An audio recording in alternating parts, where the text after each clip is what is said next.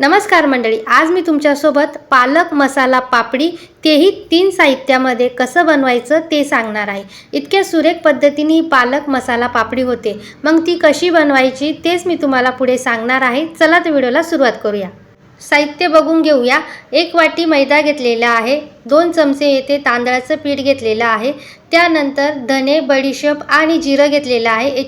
धने बडीशेप आपल्याला मिक्सरला बारीक असं दळून घ्यायचं आहे। त्यानंतर 1 चमचा मी येथे काळी मिरी घेतलेली आहे, 1 वाटी मी येथे पालक प्युरी घेतलेली आहे, त्यानंतर 3 चमचे मी येथे शुद्ध गाईचं तूप घेतलेलं आहे। अशा पद्धतीने आपलं साहित्य येथे रेडी झालेलं आहे। आता सगळे पीठ आहे ना व्यवस्थित असे आपल्याला गाळून घ्यायचे आहे।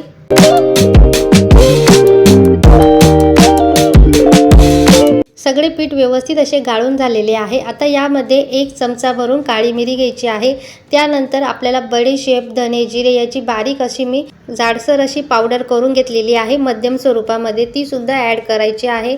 आता या सगळ्या गोष्टी व्यवस्थित अशा मिक्स करायच्या आहे।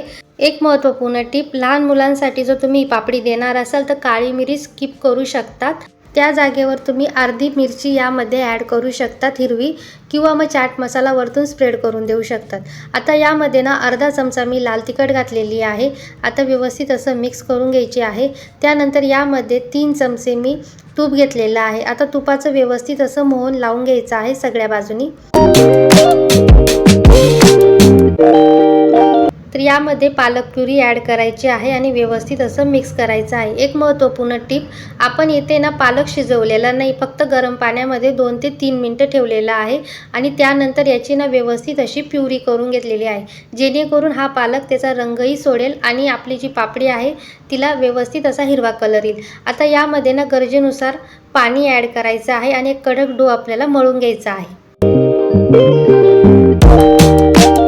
तर येथे व्यवस्थित अशी कणिक मळल्या गेलेली आहे, मस्त असा कडक डो झालेला आहे आणि पालकने सुद्धा छान असा हिरवा रंग सोडलेला आहे। आता या कणकेचे ना 2 गोळे करायचे आहे आणि याची ना आपल्याला मोठी अशी पारी लाटून घ्यायची आहे। मी हातावर व्यवस्थित असा हा गोळा मऊसूत करून घेणार आहे आणि आता आपण पुढच्या प्रोसेसकडे वळूया। तर आपण पिठाला व्यवस्थित असं मैद्याच्या पिठामध्ये कोट करून घेणार आहे। तुम्ही तांदळाचं पीठ सुद्धा येथे वापरू शकता।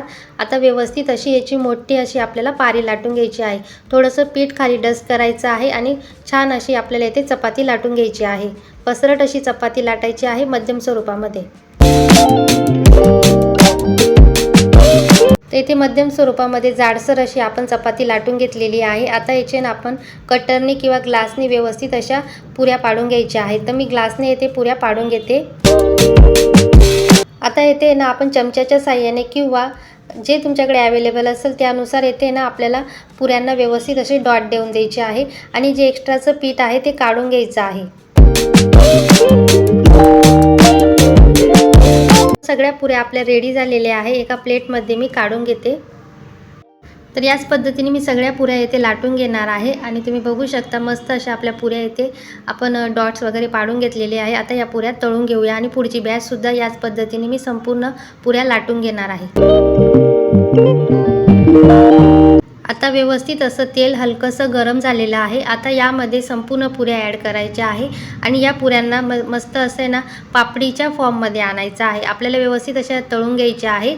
आता बघू शकता हलक्या गरम तेलामध्ये सुरुवातीला दोन्ही साईडनी व्यवस्थित असं तळून घ्यायचं आहे। आता एक साईड आपली व्यवस्थित अशी झालेली आहे, छान अशा पुऱ्या वरती आलेल्या आहे। दुसऱ्या साईडने आपण आता याला पलटी करून घेऊया। तर आता गॅसची फ्लेम मी हाय केलेली आहे। सुरुवातीला हलकं गरम तेल होतं, आता गॅसची फ्लेम हाय केल्यानंतर दोन्ही साईडनी अलटी पलटी करायची आहे। मस्त अशी कुरकुरीत ही पापडी झालेली आहे, तुम्ही बघू शकता। तर अगदी 2 ते 3 मिनिटांमध्ये ही पापडी तळल्या जाते। अतिशय मस्त ही पापडी कुरकुरीत झालेली आहे। आता एका प्लेटमध्ये काढून घेते आणि अजिबात या पापडींनी तेलसुद्धा पिलेलं नाही, इतकी मस्त ही पापडी होते। आता याच पद्धतीने मी संपूर्ण पापड्या रेडी करून घेणार आहे। मी तुम्हाला अगदी जवळून दाखवते की कशा पद्धतीने झाल्याने इतक्या कडक झालेल्या आहेत आणि अतिशय खुसखुशीत झालेले आहे आणि इतक्या सुरेख होतात ना की मी तुम्हाला शब्दात सांगू शकत नाही। आता याच पद्धतीने सेकंड बॅच सुद्धा ॲड करून घेऊया।